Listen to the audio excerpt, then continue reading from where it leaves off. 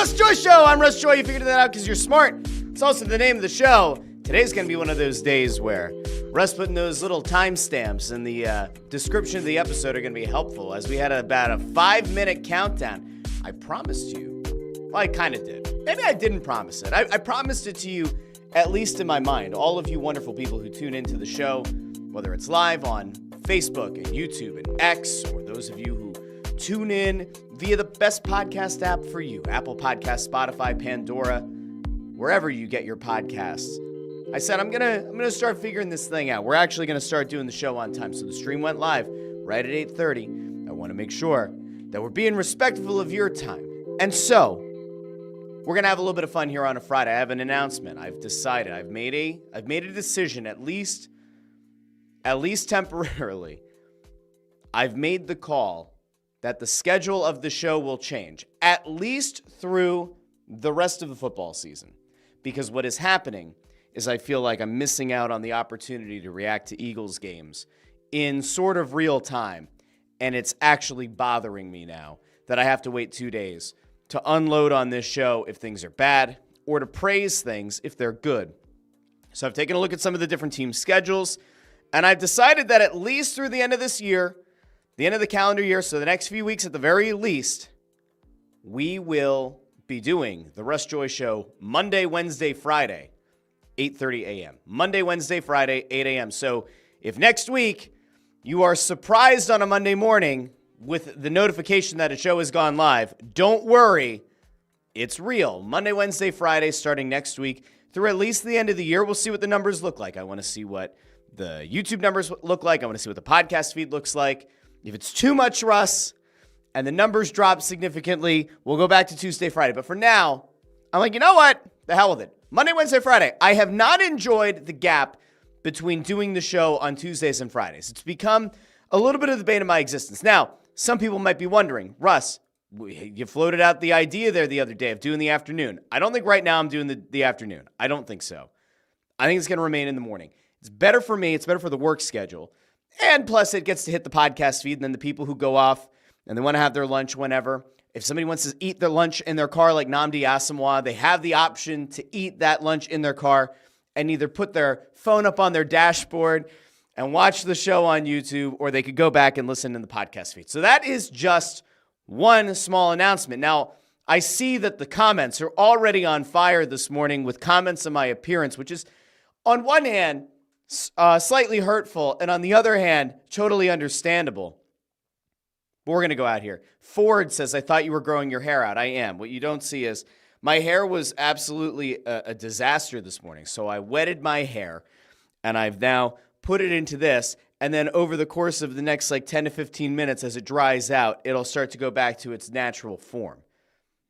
So you can still see it. So Ford, there you go. Got some lettuce in the back. There you go. You can, don't worry. Don't worry.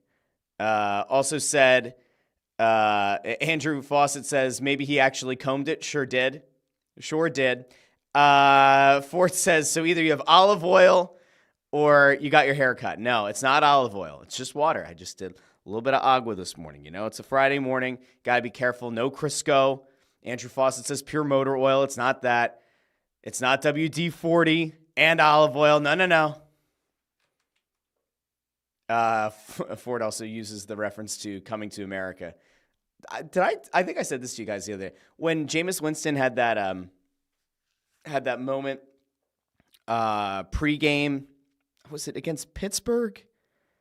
Pittsburgh sounds right. Jameis Winston comes out on the field, and the way that he's just talking about what a blessing it is to be out there, I was like, he sounds like Eddie Murphy in Coming to America. And then I don't know, maybe it caused a resurgence. Maybe that's why Coming to America is on the top of Ford's mind. D-Chai 11, at least I think that's how I say your name. I don't remember your name here before, but I appreciate you being here. Said, saw you at the Shift 4 Lounge before the game yesterday. Do you go every game, or is this a special occasion? This was a special occasion. We very rarely make it down there. Bundy, it's always great. We love Bundy. Bundy's the best. Bundy has a little bit of flexibility, I guess, on who he can bring down or when or whatever. So we frolicked down there yesterday, and it was wonderful. I mean, listen, I don't know how you become eligible for the Shift 4 Club, but I'll tell you what, it must be money well spent. So many food stations. I mean, it was like an extravaganza, a bonanza for food. Plus, you have all the screens above the bar. If you want to indulge in the beverages at the bar, you certainly can. I mean, it's just a nice place at ice level, and then you kind of wander around. We interrupted a Panthers soccer game. It was actually happening off in the hallway. I think a lot of people know this, but like hockey players, as they're warming up, or as they're just kind of like hanging out in the under the arena corridors, they often play either soccer or hacky sack. I remember the Flyers years ago, hacky sack was a big thing. When like Giroux and Voracek were still here, hacky sack was like they had a big circle on the way to the media room. This was, we just kind of busted through a soccer game, but it doesn't matter. You know, that kind of is what it is. Anyway, those are things that don't matter as much. Now, we are going to get into Philly sports today and have a little bit of radio wars because I saw something the other day that it piqued my interest because there was something that happened on Twitter that had to do with Philly sports radio. And I thought to myself, that's very interesting because it looks like for once somebody is taking a shot from one station to the other. And as many of you know, I'm a big, big fan of when the media snipe at each other because I just think it's better for the discourse. And I think maybe it's the pro wrestling fan in me, but I absolutely love when the radio stations go at each other. Now, I am going to check in with a friend of the show who I believe is either doing his show now or does his show around 9 o'clock. And that's Jon Marks, who's been on this show before, has been on Crossing Broadcast with me in the past. I'm going to show you the difference. There are levels to all of this. I want to show you the first thing that I saw this morning when I hopped on my phone as my wife started getting the kids up. Usually one of us takes one kid and one takes the other. But I want you guys to see what greeted me as soon as I opened up my phone this morning, as Jon Marks apparently was going into the PHLY office, and, well, we're going to let Jon take it away with his morning struggle. Here he is. And now some might say he kind of looks like Santa Claus here. Some might say that he I don't exactly know what Jon looks like here, but Jon, we wish him this. But here we go. Let's throw this here. PHLY Studios on the 7th floor of this old building. I was bitted coming down the steps. There's like an uneven portion of one of these steps, like one of the flights. And I literally almost fell yesterday. Before 6 o'clock in the morning, I didn't go to bed until after 1 last night. I watched the Thursday night football game. Was up doing some other stuff. Now, I'm going to skip ahead here. It's 2 minutes. It took Jon Marks 2 minutes and 6 seconds to go up 7 flights of stairs. Now, why do I say there are levels to these things? Well, Jon is driving from around where I live, which I'm sure Ford will expose in the comments here at some point. But Jon lives near me. He made the drive. I'm not exactly sure where the PHLY studios are, but he drove all the way down there, I guess ahead of 6 a.m. to go do the show prep and get things ready. And he's doing 7 flights. You know what I did this morning? I got myself up, got some of the stuff together for the kids, fed a kid, got the 2 oldest ready for the bus, got the studio set up, got everything ready to go, started the stream on my laptop upstairs so I could finish making my coffee, and I remembered that my desktop was off because I was afraid that the power was going to go out and fry my computer yesterday. And then I came down my 1 flight of steps and into the basement office. There are levels. Jon Marks, I wish you all the best. I hope he gets his breath back. I hope he's able to breathe and do his show later on today because he's a pro's pro. But we will see. We'll see how Jon is doing. We'll see later. Hopefully he's okay. Now, I will say this also reminds me why it's important to make sure that here, despite the fact that my dad bod has been in flux of late, or in flux, I've definitely had a few days here where I've got myself to the gym. I felt very good about myself, and I just find every time I miss a day or two, then it's all over. It doesn't matter. I mean, it kind of does, but it doesn't. Maybe I should do more of these flights of steps. Andrew Fawcett notes that Russ and Bundy threw the Panthers off their game. We threw them off on the soccer game, and we threw them off on the hockey game, which is where we're going to start today. because Flyers-Panthers last night, there were a lot of really good positives to take away from it. Now, if you're not a Flyers fan and you watch this show or you listen to this show, I love and appreciate you tremendously for deciding to join a guy who, for better or worse, has become known as a hockey guy, a stick-to-hockey guy. I hate that, I have to be honest with you. It drives me absolutely insane. Like, in 2017, okay, I was part of the three-headed monster on the original Crossing broadcast with Adam Lefkoe, who we all know and love, who's gone on to very big and very great things, and Kyle Scott, founder of Crossing Prod. We had a great show, a very successful show, a show that was building. Eagles won the Super Bowl. Lefkoe's profile got very big within Bleacher Report. Turner, Bleacher Report, they're together. Lefkoe went off and did more things, big things, huge things. Now he hosts a podcast with Shaq.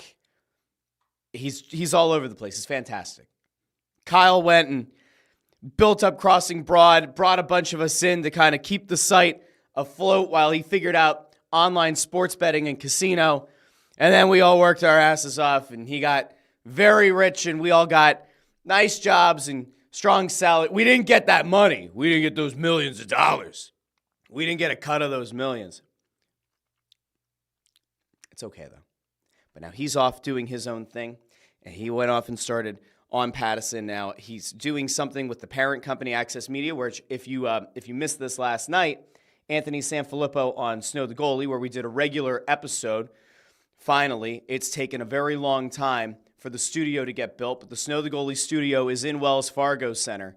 Anthony made the announcement last night that he's leaving his advertising job to go full-time with the parent company that owns On Pattison. So we had a lovely time last night, and I'm actually going to, just because it's a shameless plug and I do what I want, it's my show, I will show you really quickly in case you somehow missed it last night. We got to do our show in the brand new studio.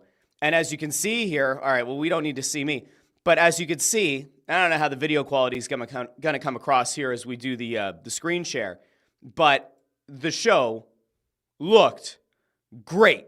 The show sounded great. And that's we had a Bundy bomb. People are always worried, what's going to happen if you guys partner with the Flyers? You're going to have to watch your language. You're going to have to change the show, as you can see here.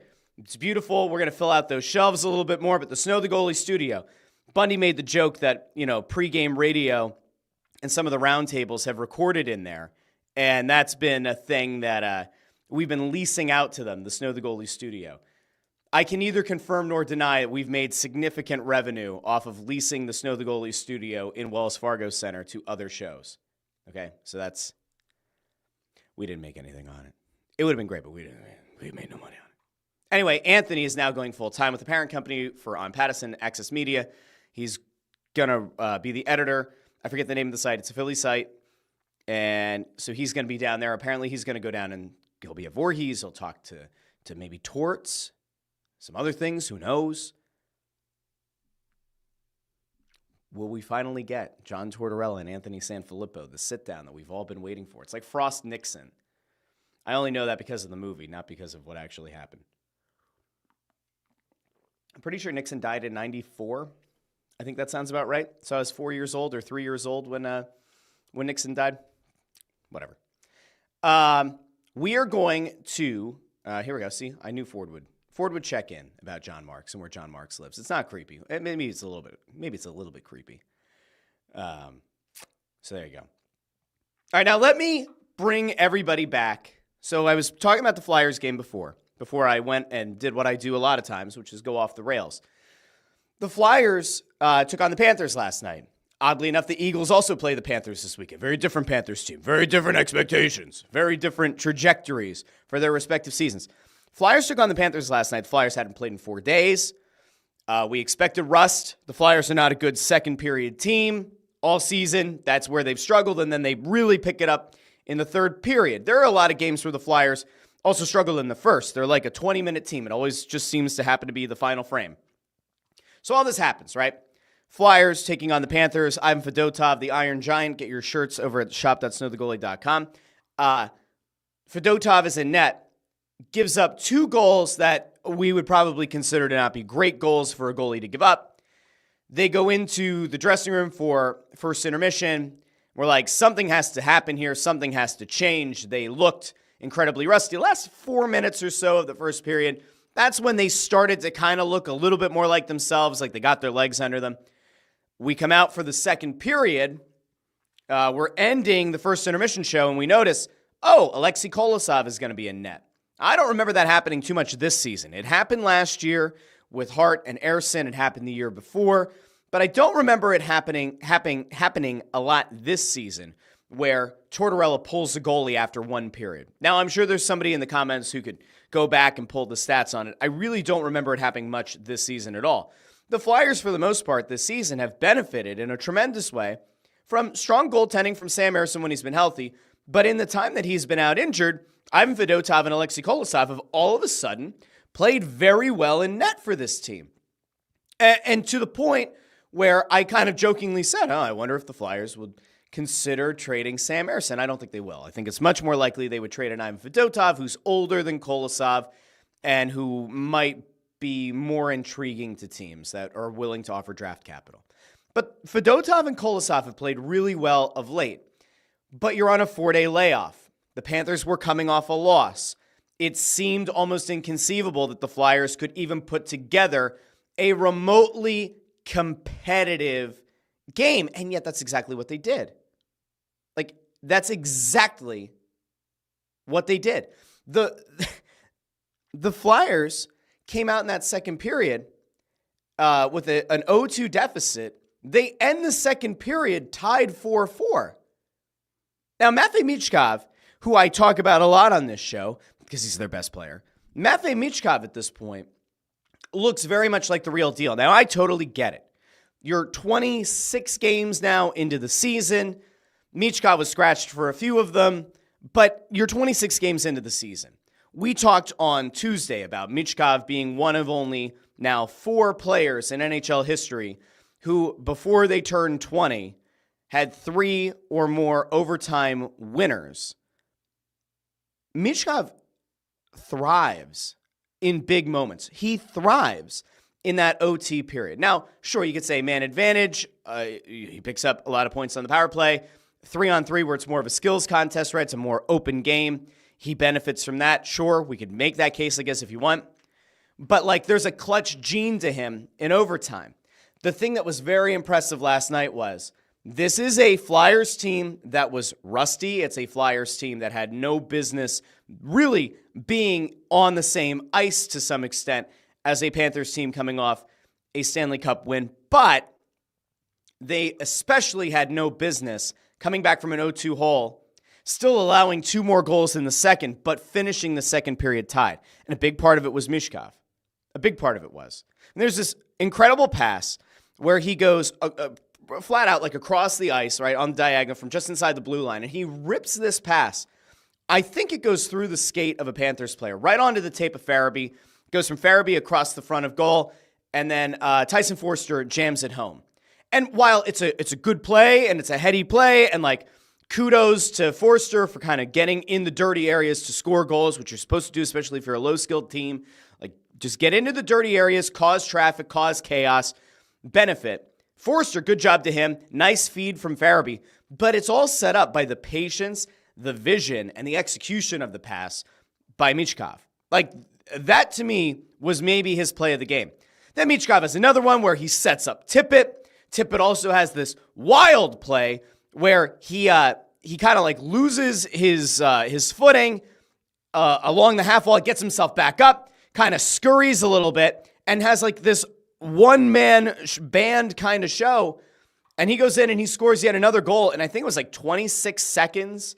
I believe intern Andrew pulled 26 seconds of game time between the 2 Owen Tippett goals, which was the fastest that any player or any Flyers player had scored 2 goals in succession since Claude Giroux did it in 23 seconds. Interestingly enough, Tippett was the centerpiece of the trade, along with the first-round pick, centerpiece of the trade that sent Claude Giroux to Florida. Very interesting. They're always tied. They're tied together. You could also say that they might both be overrated gingers, but it's fine. But Tippett, good to see him kind of bounce back. Good to see him powering through. Good to see him putting pucks on net. That's important. Remember, a good chunk of the season, Tippett has almost looked like there's been a force field around the goal. Like, let's say a 3 to 4 foot force field around the goal anytime he shoots it, and it just deflects the puck away. He hasn't been able to put a damn thing on the net. So that has been a positive. Tyson Forster has not looked particularly good this season. As I mentioned, if you're not able to snipe it, if the supposed great shot that the Flyers thought Forster was going to have, if that isn't in play, if that's not working out, what do? You get in the dirty areas, you make plays that matter. And that's exactly what he did. So, positive advances there. But Michkov had himself a 3-point night against a Florida Panthers team coming off a Stanley Cup win. And the reason that I highlight it isn't because I've become a Matvei Michkov fanboy. I'm very happy that the Flyers actually have a legitimate star, a star in the making, a guy who already is their best or second best forward. I will still give a tip of the cap to Konechny, who's done this at a consistent level. But Michkov's vision is at a totally different level.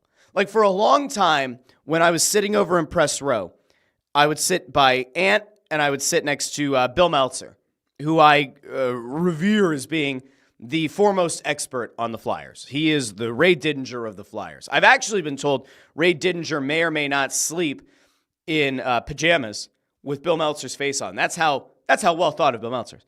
But Meltzer's guy has always been Morgan Frost. And years ago, when we would talk about Frost as this young prospect, he'd say the vision is what sets him apart. He has this incredible ability to slow down the game and to just see passes that no one else sees. And like, Frost has certainly had his ups and downs, but to me, the vision is still a thing that carries through. Regardless of how he's doing, whether he's in the lineup or not, that part of it doesn't go away. The execution, a lot of that comes down to confidence. And when you're constantly in and out of Le Chateau Bow Wow, it's very hard to start to execute those plays. But Michkov not only has the confidence, which he is not lacking for confidence. He not only has the fire, he's not lacking for fire. He's got that vision and the ability to execute and to do it against some of the best teams in the league. This guy doesn't wilt. This guy doesn't falter. He shows up in big moments and he shows up in big games.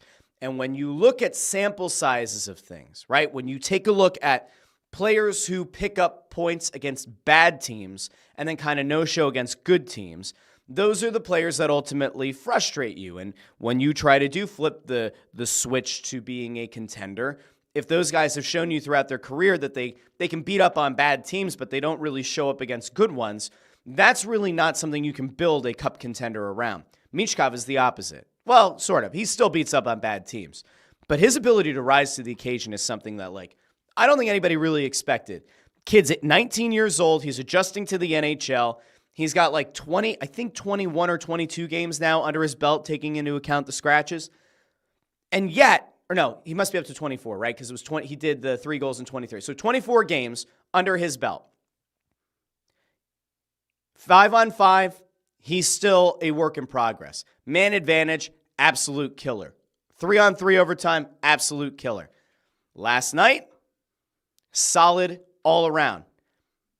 There were some moments where he sort of looked like he disappeared or he wasn't affecting the game, but you rarely have a moment with Michkov where you say he actively cost the team 2 goals. He made boneheaded decisions that cost the team goals. Now, we're going to talk about boneheaded in that game. Joel Farabee in the third period takes what are essentially 2 penalties. One gets offset because of a penalty on a Panthers player as well. But after apparently getting called for a cross-check, he then tries to drop the gloves. He doesn't get 5 for fighting. He gets a roughing call. And that puts the Panthers on the power play, and that ends your chance or your likelihood of being able to force the OT and pick up at least 1 point. That was a bad moment. John Tortorella didn't talk to the media after this one, which was its own kind of mess. I often wonder why it seems like after certain games and why after certain interactions, like apparently chewing Bobby Brink out on the bench after the game, making the decision to pull the goalie after the first period, I sometimes wonder why we see so much, or we have at this point over his tenure as the Flyers head coach, why we've seen so much of Brad Shaw, who I would forgive you for thinking kind of looks like a cousin, we'll say, of Keith Jones. I'm not saying they need to both do Ancestry.com or 23andMe, but Brad Shaw and Keith Jones look a lot alike. They could be confused for one another. In fact, when we did the Flyers charities last year and we had Brad Shaw on the show, there were people who came over and took a picture of Brad Shaw at the table with us doing the show, and I definitely heard people say that's Jonesy. We don't need to do a side-by-side, none of it, okay? Just trust me. They look very much alike. There are questions that the media could have asked, and then I saw, because this to me is interesting, when you start to see some of the media turning, when you start to see some of the media calling out the coach, that is when it feels like the honeymoon may be at least a little bit over. And I'm going to go to what I would consider friend of the program, friend of Snow the Goalie, Kevin Kurtz, who comes on the Press Row show. I'm going to go out to him because I saw his tweet last night and I was not surprised and not baffled, but I was certainly interested in this vantage point that he shared. So Kevin Kurtz goes over from The Athletic, goes over on Twitter and says, why didn't Sam Ersson start? Well, we don't know because John Tortorella didn't talk afterwards. Brad Shaw did. What about Joel Farabee's late penalty that cost the Flyers the game? Good question, because they didn't make him available. Bush League stuff here post-game. Now, some people wonder, like, why don't you guys go into the locker room as much anymore? Is it because you're afraid of torts? I'm not. I have no interest in going down and talking to John Tortorella. I couldn't give less of a shit. I also don't need to talk to the players. I'm not writing stories about the games anymore. Back when I would go down with Ant and we would both write stuff for Crossing Broad, like, yeah, I wanted to be around the locker room. I wanted to have a general idea of some things that might have been going on away from the ice that could have affected a guy's play, because there's a certain human element to this. I always mention, sometimes you find things out. Somebody's got a pregnant girlfriend. It's not public yet. Somebody's got some issues at home where the baby's not sleeping. You're not going to publish that. It's not for the public's knowledge, but you talk to a guy and maybe you find some things out and you go, okay, that maybe affects the way or how hard you go after somebody because there's a human element to it. Now, some people might say that that's unfair. Whatever. There's a human element to sports. And now that Ant is going to go work full-time in this editorial role and he's going to be down at Skate Zone, I fully expect him to start going back down post-game. I think Ant, in fairness, Ant knows how pissed off I was last year with the fact that the Flyers didn't do anything to squash this thing with Tortorella. There had been multiple attempts from people within the Flyers to get Tortorella to talk to Ant, and Tortorella refused. Now, do I think that's a bitch move? I do. Do I still think that, somebody at the Flyers should have reminded John Tortorella he's an employee of the organization, and that, going to war the way that he did with a podcast that's partnered with the team, probably should have figured it out? I do. I actually reiterated that point a week or two ago when we met with the Flyers. I said, probably wouldn't be a bad idea to get these two guys in a room together and at least let them hash it out. Now, would I love that to be on camera? Sure. That would do a great number. Would I rather them just squash the beef so that if Ant does go back down and does start to cover things again, that we don't have to do this bullshit where we drag the show through the mud again? I would. I think it would be great. Do I think it's going to happen? I have no idea. No clue. Now, I don't even remember where I was going with that, but I don't need to go down to the locker room. It doesn't affect me. I don't really care all that much. And he might start too soon. I don't like the fact that there have been so many instances over the last couple of years, especially, where Brad Shaw is sent out to go answer questions, especially when controversial decisions have been made. And I don't like the fact that Farabee wasn't made available. The media, they make the requests, right? You put 3 to 5 names. I don't remember. I think it's 5. And PR comes through Press Row, and they say, who do you want to talk to after the game? And then typically the media give 5 names, 7 names, or whatever, and they make X number of them available, okay? Farabee not being made available is a little bit weird. I don't know why that happened. Farabee up to that point had a pretty interesting game, but those penalties late really did effectively cost them the opportunity to at least pick up a point at home against the Panthers. It is kind of weird. Do you call that Bush League? I don't know. Kevin Kurtz did. I don't know if I would, but It's not ideal. What I thought was Bush League is what I called out on Twitter 2 weeks ago, 3 weeks ago, that the Flyers don't have a full-time translator for Michkov and Kolosov and Fedotov, though they're kind of going with the language acquisition model instead of having the crutch of a full-time interpreter. And in fairness, we saw the video the other day of Michkov getting the championship belt from Fedotov as player of the game and then turning around and giving it to Kolosov. We heard Michkov address the team in English.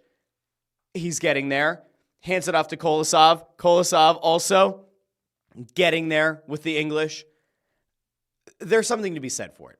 But do I think that it's kind of Bush League that they haven't always had a translator available in the locker room for media to be able to ask questions of the goalies or to be able to ask questions of the young superstar? I do think that that's not a great look.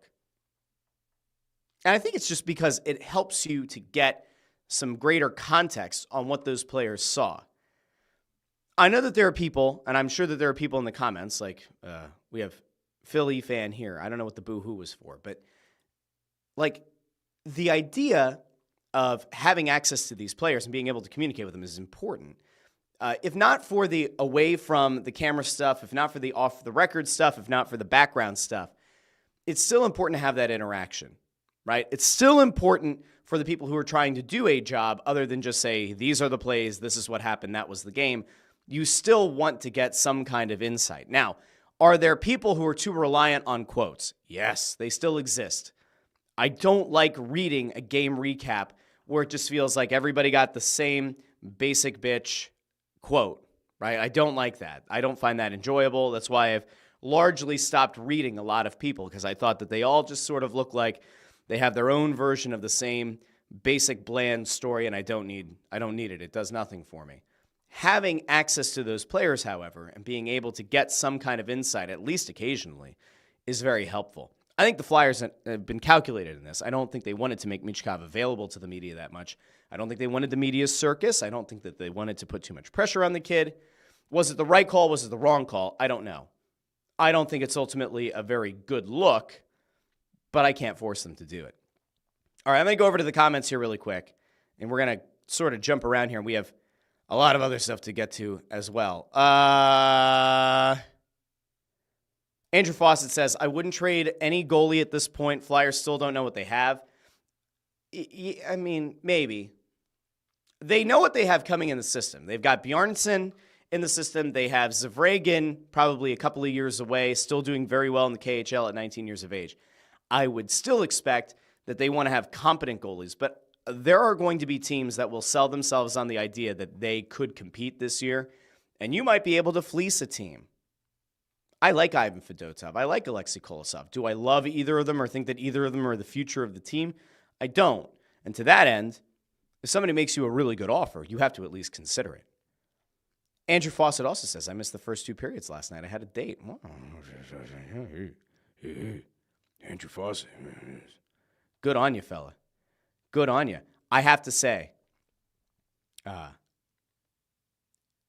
Andrew, you didn't get me in hot water the other day, but you did defend my wife when the raisins thing came up, the raisins in the washer.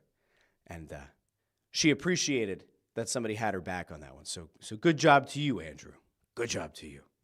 We're not going to ban you from commenting on the show, even though you're supposed to side with me. But that's okay. Fourth host, Nancy. We love Nancy. I love Nancy. All right, Joe Papel says, imagine Michkov having a skilled center on his line. Well, that's the thing, right? Like, that was what Frost, well, that's at least what they thought Frost was going to be. And he's not that. Will they put him back with Couturier? I don't know. Couturier is not the most creative player. It's also not what you're looking for. That's why I keep saying, like, it's pretty clear that Frost has no future with this team. So you have to, at some point, ask the question, like, if you're the Flyers, what about a 1-for-1 trade? What about Frost and a small sweetener for Shane Wright? Get another center in here who needs a change of scenery and see if maybe you can unlock something that another team couldn't. Make a hockey trade. Now, I did ask somebody in the organization yesterday. I was like, hey, and somebody who would know. I was like, hey, trades. What do you think? Because the Jiricek thing was out there. I talked about it on Tuesday. Flyers were actively engaged in the Jiricek discussions, right? And they didn't get him. I said, hey, based on, what do you think about a trade? He said it's going to be a while. Now, could that person be lying? Sure. Do I think they were? No. I think that for better or worse, the Flyers are now getting ready for that nice winter break where the rosters kind of freeze and they may be laying some groundwork for trades down the line. Would I like to see the Flyers shake things up here? I would. Are they going to? Maybe not. This is where you have that real issue, that push and pull or whatever. I don't necessarily love the fact that this Flyers front office or Flyers coaching staff appear to kind of have their minds once again that like, well, you have to give the team every chance to win. You have to give the team every chance to go out and compete. Like right now, the Flyers, if the season ended today and if the lottery went the way that it's supposed to, the Flyers would pick 16th in this draft. That sucks. That's not good for anybody. That doesn't make this team better. It doesn't get them anywhere closer to elite talent. In fact, the Flyers right now would finish 16th. They would also pick up Colorado's first-round pick, which would come in at 15th. So the Flyers would have the 15th, the 16th, and the 20th pick, and the 20th comes from the Oilers. That's not elite talent, and you couldn't even package those 3 picks to move up into the top 5. So that would not be ideal. I mean, at some point, this Flyers team has to, come to grips with the fact, you said rebuild 2 years in a row. It's great that they've been able to, pick up some points.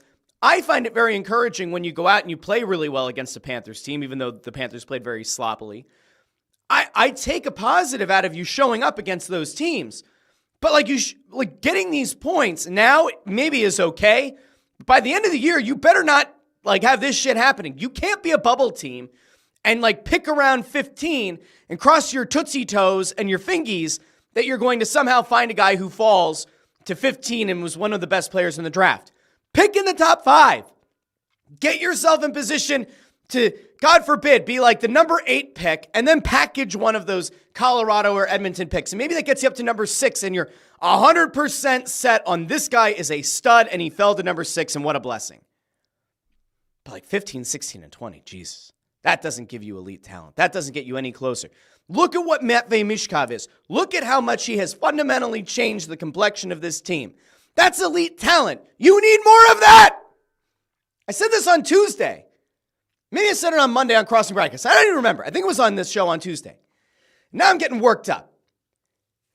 You don't need more Tyson Forsters. You don't need more Owen Tippett's. You need Matvei fucking Michkovs. You need more of those.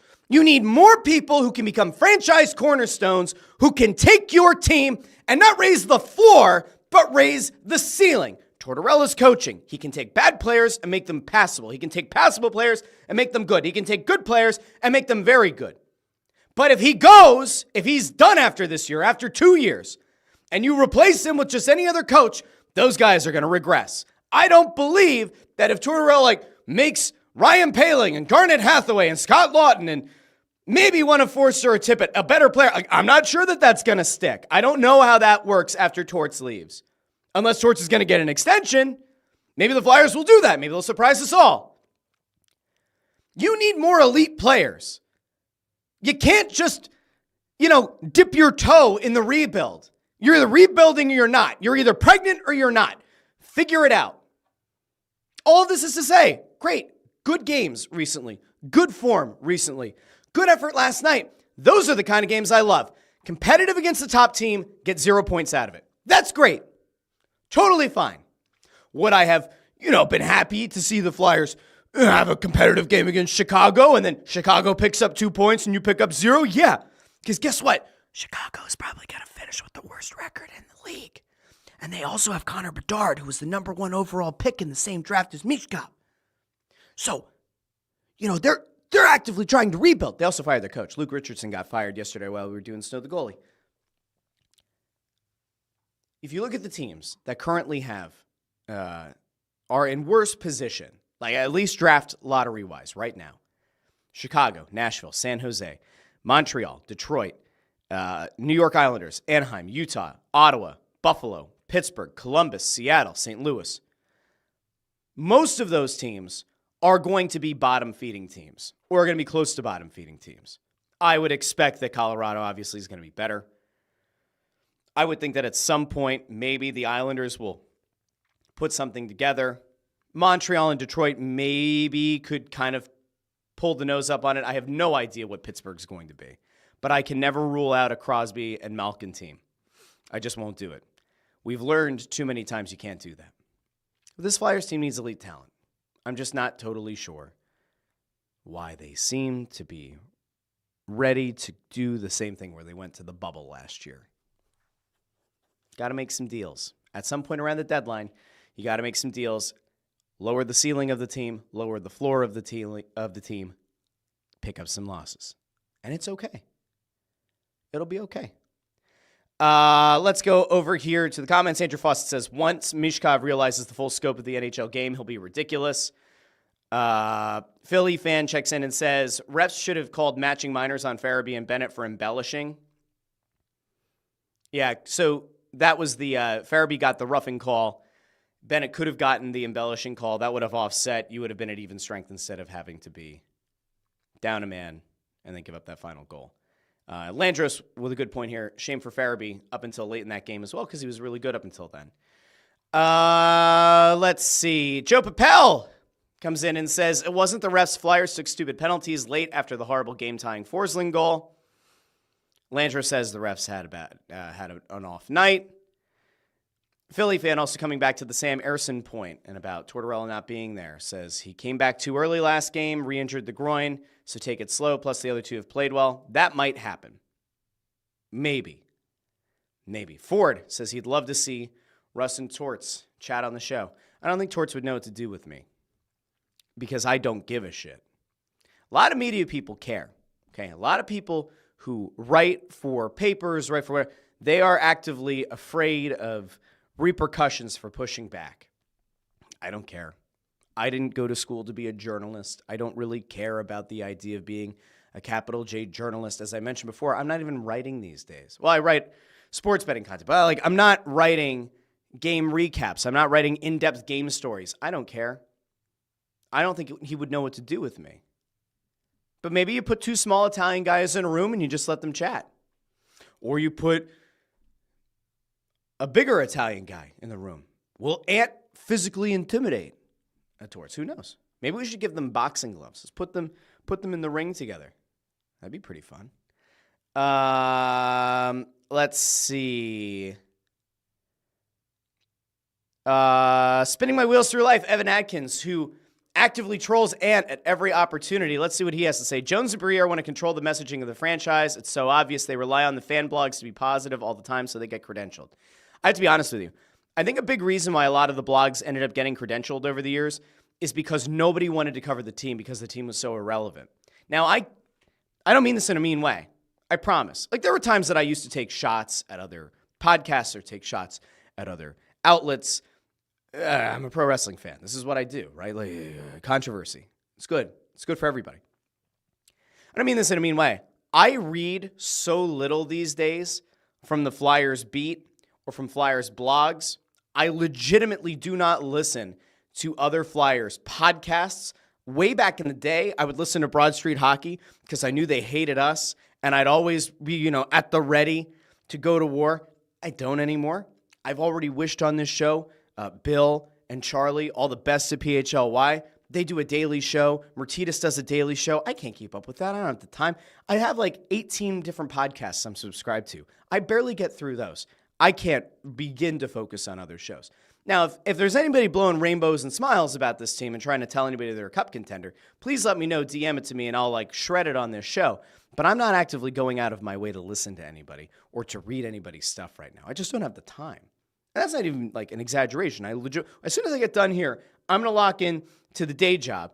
And I'm going to do that, like many of you will as well, for the rest of the day. I will take no lunch break. I will bring my food in here, and I will work through my lunch, and I will just try to make sure that my weekend isn't as crappy from a work perspective. I don't have time to read everybody's stuff. But if the crap is happening where the people are doing the rainbows and smiles crap, we can't have that. We have to call that out. Michael Kohovic, we'll hope that's right, says, double-edged sword with going with a 3-goalie rotation. You're keeping them colder than they should be. That's why, they've benefited to this point from having Ersson out. Like, in a weird way, they've benefited from only having Fedotov and Kolosov and, like, getting those guys actual minutes and getting them actual playing time in games, okay? Let's go over here. D.D. Skinner says, I'd keep Frost and lose Farabee. Interesting. I don't know. I don't think they would. Although I will tell you this. Over the last, 12, 18 months, both of those guys have come up in trade discussions. I mentioned last night, and you can make of this what you will. Hey, if you want to clip this and put it out on social media, feel free, okay? I might even do it later. But you can if you want to beat me to the punch. I wouldn't be surprised if at some point here, the word comes out from multiple outlets that Jamie Drysdale's name has come up in trades. I don't think the Flyers are very high on Jamie Drysdale. In fairness, it's kind of hard to be high on Jamie Drysdale because he got hurt last year. He's had injury concerns through his very young career at the NHL level. Beginning of this season, he actively played like a guy who was afraid he was going to get re-injured, which is not good. When you're constantly playing in fear of getting hurt and you're actively avoiding contact and you're already a small defenseman and you have an injury history, that's not great. He wasn't shooting the puck even while he was, the QB of the top power play unit. I don't think they are rushing him back. I've also been given the impression that Drysdale's injury isn't that serious, wasn't really that serious in the first place, and that perhaps the Flyers are just kind of keeping him out because they want to continue to get a longer look at Emil Andre, and that maybe they're afraid that perhaps the PR hit of bringing Drysdale off IR, having to send down probably Kolosov, and having to send down, or Kolosov or Emil Andre down, to have Drysdale up here, and then probably get scratched at least one of every 3 games by Torts. That's a PR disaster. They are so incredibly lucky at this point that Cutter Gauthier hasn't become a star. If Cutter Gauthier right now were doing what Michkov is doing, the fan base would be pounding on Briere and Jones's door. They would be. They have benefited from the fact that Gauthier has not lit the world on fire on his own right out in Anaheim. If that day comes and Drysdale continues to look like what he was, you look like you lost that trade horrifically. We'll go back out to Spinning My Wheels, who says, Flyers overvalue their own more than any other franchise. I don't think the league views guys like Frost and Farabee as anything special. I will back that up insofar as those names have come up. They have not been dealt. At least one of their names may or may not have been mentioned in a potential package for Jiricek. That did not happen. Make of that what you will. Now, if Farabee continues to show some fight, if he can put up some points, he might be intriguing. I really don't think Frost has a lot of value outside of a hockey 1-for-1 trade for another player that needs a change of scenery. I really don't think that there's anything else at play. Let's see. Chris Freed, who we talked to last night at the game. Chris Freed came over and said hi at the Press Row show. Said the Flyers remain 5 years away from being 5 years away. When you accept this, it makes watching the team much easier. That's kind of sad. I mean, it's a little bit true, but it's kind of sad. Philly fan says, hold the bullets for a center. Imagine pulling the trigger for a center, 2 to 3 top round draft picks, and current roster player, and maybe Barkey or some other prospect. I don't know. I've seen this out there a few times. Oh, the Flyers just, it's good that they didn't trade for Jiricek because they need to save up for a center. What team is trading you a legitimate young potential number 1 center? The center play in this league is severely lacking. It doesn't matter what picks you up. It is going to be very hard to convince a team to let go of a young guy who might blossom into a number 1 center. So I don't know where that has come out of. I don't know why people are continuing to sell themselves on this idea, but I don't see it. And I could be wrong, but I'm mostly sure that I'm not. All right, now I see a lot of other comments here, and I kind of got behind here. I'm pulling a bunch of these up. So I'm going to try to get through a few of these things real quick. Michael Sirkin says, Russ and Torts in a room together would be way more interesting than the Jake Paul-Mike Tyson fight. I agree. It'd be incredible to see. Raymond Supper says, it's my second go around with Torts. 85 to 90% stuff Torts does is good. Other 10 to 15% will piss you off. Broads understands that well. He does.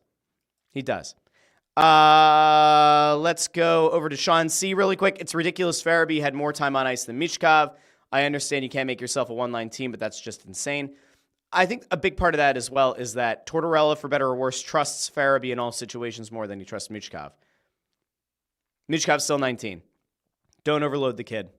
I will, to this point, I will defer and I will also allow for the fact that Tortorella has done a good enough job putting Michkov in position to be successful that Michkov looks like a legitimate star in the making, and he hasn't buried him. He scratched him for a couple of games. I didn't love the second scratch. I thought the first one was okay. The second one I thought was unnecessary. But to this point, Michkov has played very well. So you have to give Torts his flowers to some extent, I guess.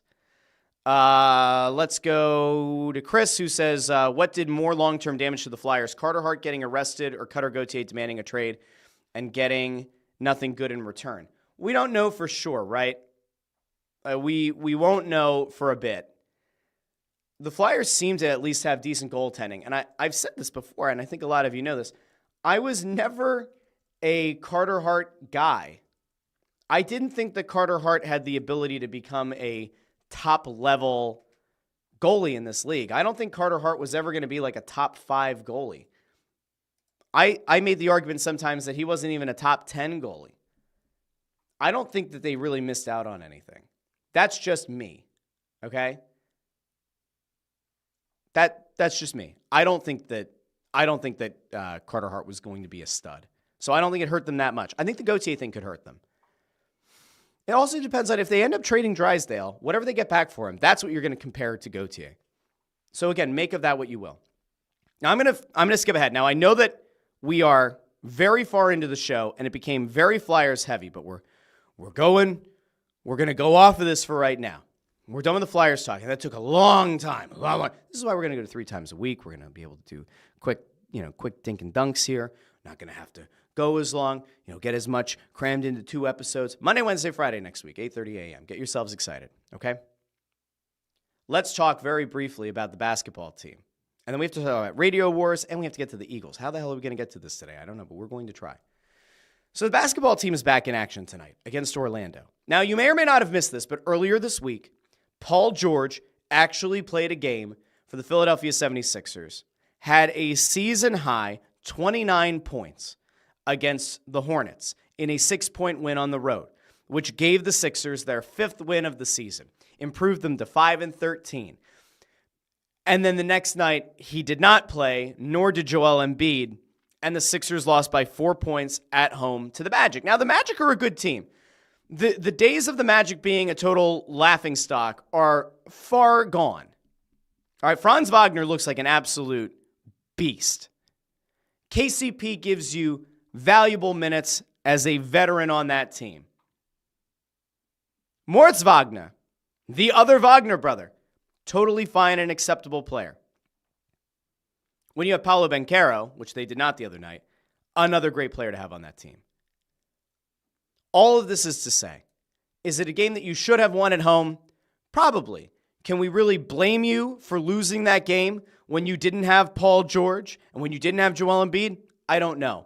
But this team's ceiling is obviously significantly lower when you don't have either of those guys. Now, Jared McCain has had good moments this season. He's had some struggles at different points this season. But the Sixers at least look like they have another guard, maybe not a star guard, but another guard that could be valuable to them in the making in McCain. I never like to overvalue rookies, but he has had good moments this season. Tyrese Maxey, to me, is still going to be a superstar guard for your team. But you need one of Paul George or Joel Embiid to play in these games if you're going to have any chance of turning this thing around. They host that same Magic team tonight. Now, as of right now, as of the last time I checked Twitter, I did not see anything that had effectively ruled out to this point Paul George tonight. I think that there's a chance that Paul George will be in the lineup tonight. Joel Embiid will not. If Paul George plays tonight, I think the Sixers can win this game. Now, does that really matter in the grand scheme of things when you're 5-14? I don't know, but at some point you do need to turn it around.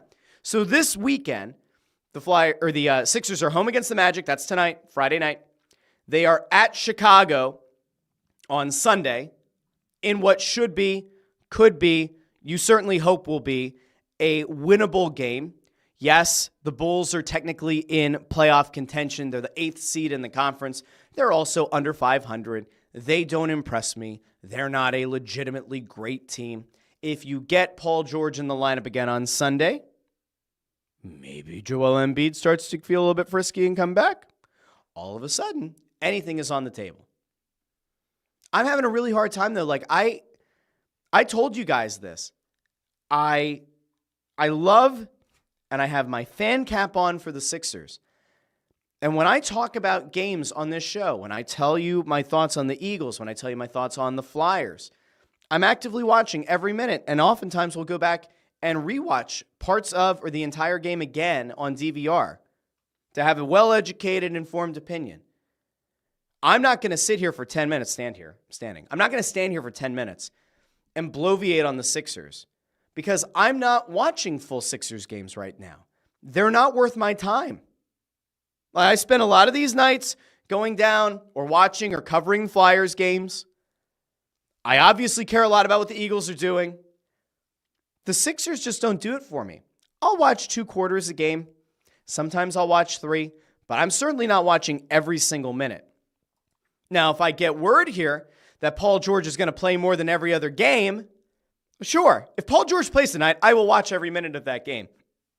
Excuse me. But if he doesn't, if Paul George gets ruled out and it's the scrub lineup again, I'm not watching it. I refuse. I will focus Monday's show entirely on the Eagles-Panthers game. We can talk about the Sixers when they're relevant. Until then, what's the point? Genuinely, what is the point? And if you're somebody who is a huge Sixers fan and you're offended by the fact that I don't want to break down Jared McCain's effective field goal percentage on the show, I'm sorry. There are other places that can do it, that will do it. I'm just not there right now. I don't find it that intriguing. Now, what I do find interesting is if you are able to get Paul George back in the lineup somewhat consistently, more than every other game, and he's able to give you 25 a night, and you're able to take some pressure off Tyrese Maxey, and you're able to put Jared McCain in a more advantageous position, then we're in good shape. Then I sit back and I say, I'm back in on the Sixers.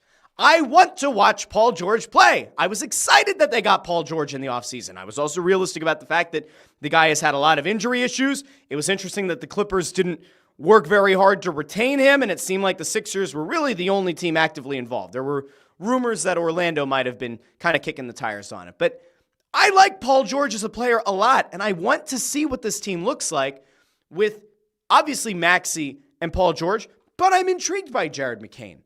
And I mentioned, a week or so ago that we were watching a Sixers game, my wife and I. And she looked at me and she's like, he kind of plays like Steph Curry. And I was like, well, he's obviously not as good as Steph Curry. He's not even in the same conversation. But yeah, there's a helter-skelterness and the ability to just kind of pull up from anywhere and get you off balance. McCain has had a really nice season so far, averaging almost 16.5 points per game. Good on him. Can get you 3 to 4 3-pointers per game. Good on him. That's an intriguing potential storyline to come out of this year, that despite the fact that the team is so bad, imagine if you have an elite backcourt or a backcourt that could grow into being elite with both Maxey and McCain. That is something to build on. Now, do I think the Sixers are going to tank? No. Do I expect the Sixers to be in the lottery this year? No. I still think that this league is a disaster and that there's a very realistic chance that by the end of the year, the Sixers are still flirting with the 6th seed. Yeah, I know. I know that I said it, and I know that they're 9 games under 500. I still think that based on what this Eastern Conference is, if Joel Embiid ever lives again, if he ever lives and breathes and gets back into the lineup every 3 out of 4 games, they will almost fall into the 6th seed in this conference. Under 9 games under 500 looks really bad right now. I've brought this up a bunch of times. Teams go through 2, 3, 4 game losing streaks, sometimes multiple times per season. That would also, in aggregate, get you 9 games under 500. If the Sixers were 5-14, but they had played all or most of these games with Paul George and Joel Embiid, then I'd be very worried. But they haven't. The team is built around and predicated around Joel Embiid being in the lineup, and to some extent, having guys who can play off of Paul George. If those guys don't play, the rest of the pieces don't make quite as much sense, and you can't turn them into stars because they're not. A lot of them are veteran players who can play a specific role. Their ceiling is just significantly lower without Paul George and Joel Embiid. I would like to get back into being excited about the Sixers again. Maybe it'll happen. In the meantime, I need to get down there with the family because the tickets are dirt cheap. I saw it the other night. It was like $2 to go see the Sixers. I would absolutely love to go see some cheap Sixers games. I think we're going to start doing that as a family. Also, I need to know if this is a violation as I transition to radio here in a second.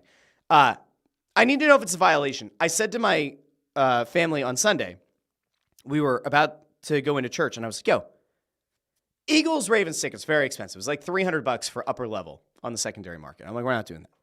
I was like, what if we just went to another game? Like, it doesn't have to be a Philly team. And I was like, the Jets. We don't care about the Jets. But I was like, what if we just go to, I hate MetLife Stadium, but I was like, what if we go to the Jets game? Like, what if we just, as a family, went? And it was like $35 or something for tickets. And I was like, I could sell myself on the idea. Why don't we do that? Why don't we go up to MetLife? We'll go as a family and we'll go watch two teams that we don't care about. That could be fun. I also looked at what the Commanders' prices were. They were a little bit higher. And we almost did. We almost went. I have to tell you, if you guys haven't done this before, or if you haven't done it recently, there is something fun about going to see two teams you don't care about. Like when you take the stress out of your team having to win out of the equation, it's a totally different way to watch games. All right, we are going to talk about radio, and then we're going to wrap up with Eagles because there was something interesting that happened in the radio, but we're going to go to somebody who works in radio down in Florida, T from the TO3, who says, what up, Russ? Danny Small, mi amigo, member of our team over at Sport Radar, which we love, says, starting to get worried about my Sixers. That's fair. Ford says, is there hope for the Sixers? No. Sean C., I can't help but laugh at the Embiid bullshit anymore. I think he's so close to losing the support of the city, and they can't trade him. Well, it's true that they can't trade him. I think he's already lost the support of a lot of the season. But here's the thing about it.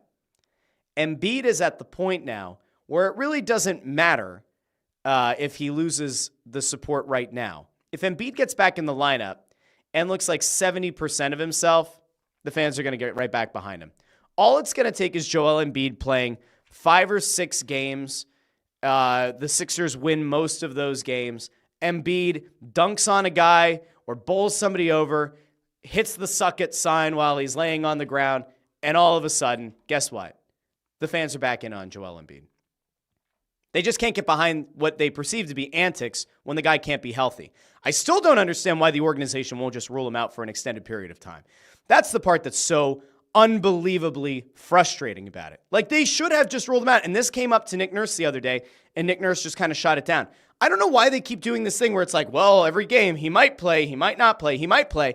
I don't know if it's a ticket attempt, like they want people to buy tickets on the hope that Joel Embiid's going to play, but to me, it's all bullshit. Like, no, just rule the guy out for 2 weeks. I don't know what it says personal reasons and injury management. I hope, and this is earnest, if there's something going on at home, if there's like a family thing that is causing him to miss time, when I see personal reasons, I will defer or I will err on the side of caution. If there's something going on with his family, I hope everything is okay. And again, I would actually rather them rule him out for a week or two. You don't expect a guy to come out and say, like, this is what's happening in my personal life. But, like, if that has something to do with him not playing and it's an actual thing, you talk about, like, losing the support of the fans. If it were to come out that something has happened in his personal life or that there is something that is causing an issue, I don't know. There's always part of me that thinks, like, just give a little bit of insight, and it would certainly get the heat off. But if that's not what's happening, if it's just that his feelings are hurt, well, guess what? None of it matters. Chris Reed says, between the Sixers and all the local college basketball teams, basketball has never been worse in the history of Philadelphia. All right, Nat Marlowe, we're going to go to you now because Nat Marlowe says, I'm only here for Radio Wars. So we're going to get into it right now. Oh, Peter K. says, aloha from Manteo Middle. Hello, Peter K. Says, 90% of my students are on an exploratory field trip, so study hall. Good on you, Peter. I miss those days. Study halls were great. I would do silent study hall. My first couple of years as a teacher, I didn't. My first couple of years, I'd be like, it's okay, guys. If you want to just, talk to each other quietly. It's never quiet. Never. But if you do a silent study hall with actual consequences, yeah, that's when it works. That's when it works. All right. I want to go out to what I said was a Radio Wars thing, and something that I thought was interesting because I just don't know why we don't see more of this. And it was that Mike Missanelli the other day took a shot over at whatchamacallit. He took a shot at WIP. He took a shot at the WIP afternoon show. So we're going to go to that first. And then apparently he talked about it on his show. Now, I have not heard this clip, but I will listen to the clip because I think it's interesting. Here we go. Let's pull this Johnski up on the screen. So here is what Missanelli had to say the other day about the WIP afternoon show. WIP Afternoons puts out this poll. Are you worried that the style of offense the Eagles are currently running can win in the postseason? Missanelli quote tweets it that day. Happy to see the WIP Afternoon Show is listening to the Mike Missanelli Show for content. They have good taste in shows. Then there's a commenter here who says, the question wasn't good enough to steal. The topic was trash. That's exactly how you want to win a playoff game. And then Mike goes, thanks for listening and following up, Skip. So there you go. Why do I like it? Because I've long said that what 97.5 has missed the boat on significantly is that they should be actively trying to cause a war with WIP because it makes the most sense. If you're losing, and the Fanatic loses a lot, if you're losing in the ratings, you should be taking shots. I said this a bunch of times, like back when the Howard Eskin groping thing came up. I was like, why is nobody at the Fanatic taking the opportunity to dunk on that or to bring it up or to stir controversy? Why is nobody going after it? It's like when you are given the opportunity against a competitor, especially when you're chasing a big competitor, which the Fanatic is, they're trying to chase WIP. They're trying to chase after listeners. Why would you not actively go out of your way to cause a little bit of controversy and to fan the flames? I don't understand. Now we're going to go, because apparently Missanelli then talked about it the next day on his show over on the Fanatic. So we're going to throw to this. I see Bill Colarulo here first, but let's hear what Missanelli had to say about WIP. Our topic is the number one seed, which you may see in a Twitter poll from the other station. We're glad to provide content. Yesterday, the theme of our show was whether this style of offense could actually, and we talked about it all day. It was the major focus. So so Bill sends this to me, and I put a tweet out there, and it caused some consternation from people. But here's the deal, all right? This is the way sometimes it works. We talked about this topic. We introduced it at 10 o'clock. We talked about it. It was the main theme of our show. So here's my theory. A producer for that other station who does their afternoon show heard us and said, well, that's an interesting topic, and put it up in a poll. Now, if you believe that's a coincidence, that's fine, all right? But I'm not these people trying to defend it. This is what it tells me. That producer of that other station who heard us do that has good taste in listening to midday shows. I'll give the guy credit. He'd rather listen to our show than their show. It's simple as that. And he's got good taste. He should. See, why would you listen to that midday show? You got to listen to this one. You get your ideas from this show. All right, so very interesting. Let me know what you think in the comments. Is Missanelli right? Is he wrong?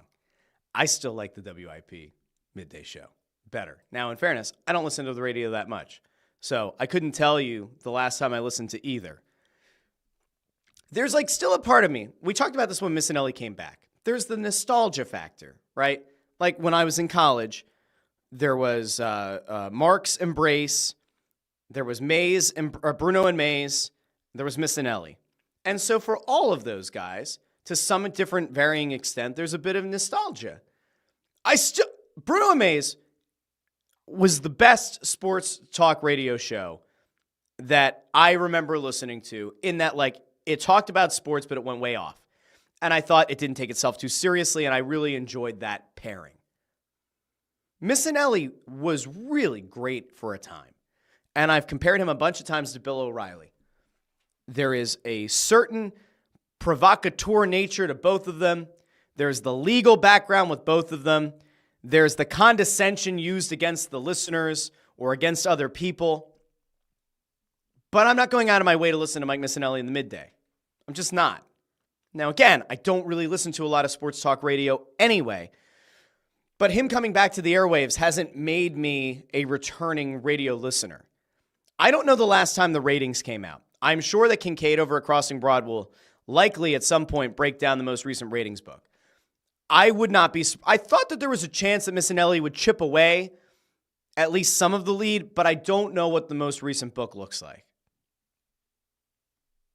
I wouldn't be surprised to see WIP still holding a strong lead. Now, the idea of like the style of offense, that being like an exclusive topic, like, I don't know, is it? Again, you guys can let me know, especially if you listen to more sports talk radio. I don't know if that's come up at all. I also don't think it's a unique enough topic that you could like cry plagiarism. I really don't. Ford says Missanelli is aging weird. Kind of looks like one of those clay figures that they do in Hollywood. Are you talking about the, oh shoot, what was it called? Not Ripley's, Madame Tussauds, right? I don't know. Chris Freed says Missanelli should have remained retired. Nat says, ironic Mike said that because when I worked at 97.5, I was listening to Marks and Reese on my drive in out of spite for how bad his afternoon show had become. Oh boy, there's a shot fired. So Nat used to work at 97.5 and listen to the WIP afternoon show out of spite. Hot damn. I assume that's when like Missanelli went way off the cliff politically and then the political thing kind of like infected his brain, but then the condescension again that he used against his own callers, against people who said they listened to his show on Twitter, who would disagree with him. Now, Andrew Fawcett also says, a station that gave you a lot of money, you worthless piece of garbage. Missanelli did work for both stations, so let's not forget that. Let's see. Ford says, Bruno Mays is the best ever. Agreed. Beautiful, man. Beautiful. D.D. Skinner says, that's it, nostalgia. 80s, early 90s, awesome. Andrew Fawcett says, Missanelli had a field day with degrading callers who disagreed with him. I don't know if it's still like that or no. I really don't.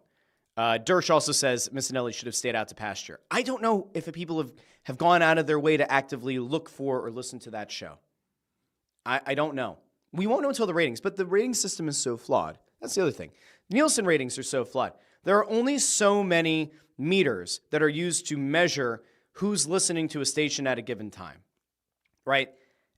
It's not taking into account every radio that's tuned to a frequency. The numbers that are probably more legit are the streaming numbers because that does take into account how many people are listening concurrently. Now, could you make an argument that it's easier to fudge digital numbers? Maybe you could. But to me, like that's maybe a little bit more indicative of who's listening and when. Peter K says, back in the day when Missanelli and Howard Eskin were going head-to-head, that was fantastic. Listen, when you have a legitimate rival, sometimes you need a rival. Sometimes you need an enemy. And it gets the best out of you. And I think at that point, they were both at their best. Nat says, it was more so Mike's apathy at that point that drove me away. I'll be careful how I say this because I'm getting old and tired. And so I don't thrive on the controversy as much anymore. I have been told by people who work at a station, there are some older heads who either do now work at that station or no longer do. That some of the guys who made a lot of money, didn't really do a lot of work and didn't show up to the station with a ton ahead of their show and really were overly reliant on their producer to have everything ready for them. And that there wasn't a lot of effort being put in. They weren't coming in as early as they had when they were the most successful in their career. There's somebody that I can very clearly think of. The person maybe has turned that around, though. Maybe a little bit rejuvenated by a different outlet. But I think when somebody finds enough success, they start to rest on that. And that's okay. And like at some point as you get older and you're in your field for longer, maybe that's acceptable. But I would find it disappointing, especially if I worked with those people. Nat also said, I actually really like Mike. He was always nice to me. Nat, how did we go from I would listen to the WIP show out of spite to what? But he was actually nice to me. What are we doing here, Nat? What are we doing? Andrew Fawcett with perhaps an astute point here. I don't know. I have not heard the same things, I will just say, about that person since they've gotten off the radio. I have not heard that the person is lazy or not showing up early or whatever. So if that's the case, good on that person and good on that outlet for getting the most out of them. Okay, we're done there. Last thing. This show has gone on way too long. This is why we're going to 3 times a week, Monday, Wednesday, Friday, starting next week. Eagles-Panthers this week. What should we expect of your team, your town, your Philadelphia Eagles? Well, we know that they're riding an 8-game winning streak. We know that they just got off of their best win of the season on the road at Baltimore, a game where they were dominant on both sides of the ball. But what do they have coming their way from Carolina?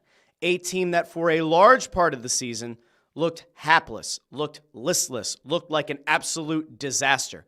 I will remind you that in the first 2 games of the season, the Panthers scored a combined 13 points and allowed a combined 73 points. That's not how you win. That's when Bryce Young was initially the quarterback of the team. They took him out of the starting lineup. They tried to hand the team over because apparently they thought they were going to get better results. They were competitive in some games. They picked up a win on the road against the Raiders. They played a somewhat close game against the Bengals. They've gotten blown out of points this season by like the Commanders, by the Broncos. They've picked up a close win over the Saints in recent weeks. They won against the Giants. That was the game in Munich, right? That was all good. They played a very competitive game against the Chiefs, only lost by 3 at home 2 weeks ago. And then last week, they lost in overtime on a field goal against the visiting Buccaneers. Bryce Young looks like a much better version of himself. He looks much more like the high pick he was when Carolina took him. In fact, like I would make the argument that Bryce Young won't cause significant issues for this Eagles team, especially after how they were able to shut down Lamar Jackson in large part. And Young's numbers, at least from a passer rating perspective, don't jump off the page. He hasn't gone above 93 in passer rating the last 3 weeks. But what he has done is he's taken care of the ball.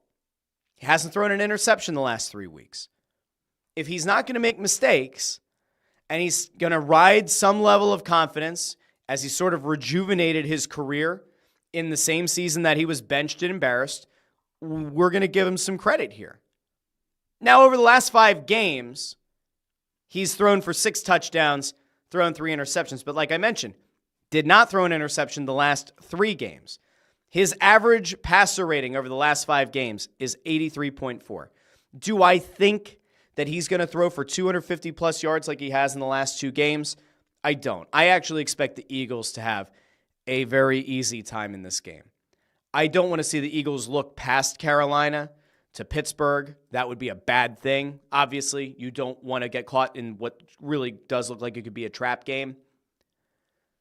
But this should be a pretty simple win. This should be a 17-plus point victory for the Eagles this weekend. And if it doesn't happen, I will be concerned. If this ends up being a one-possession game, I'll be a little bit worried. Like, did the Eagles play with their food?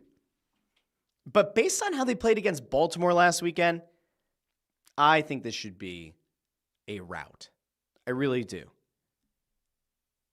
Chris Freed on the Eagles says Penn State versus Oregon is more important than Eagles versus Pussycats. Penn State versus Oregon, Big Ten championship game. Penn State might actually win. I am not convinced in any way, shape, or form that if Penn State has to play an SEC team in the playoff, that they're going to have any chance of winning. I don't believe in James Franklin. Do I think Penn State could win the Big Ten championship this weekend? I do. There's an actual shot. Andrew says, Texas versus Georgia will have most of my attention this week, and I think that's what a lot of people are going to do. I think that's where they're going to go. Ford also says Penn State will get smoked. Paper Tigers, just Google their head coach's record against top 10 teams. We'll see. Let's see. Dersh thinks that the Eagles-Panthers game smells like a trap game to high heaven. Possibility. Here's what'll be concerning. I mentioned this on Tuesday, okay? I find that the scripted plays and the first quarter remain concerning. Their inability to execute on these plays that, like, we've now multiple times on this show had national pundits where we've pulled clips of their shows where they've said, like, these are the plays that you expect to score on because this is what you've seen on film should work against the defense.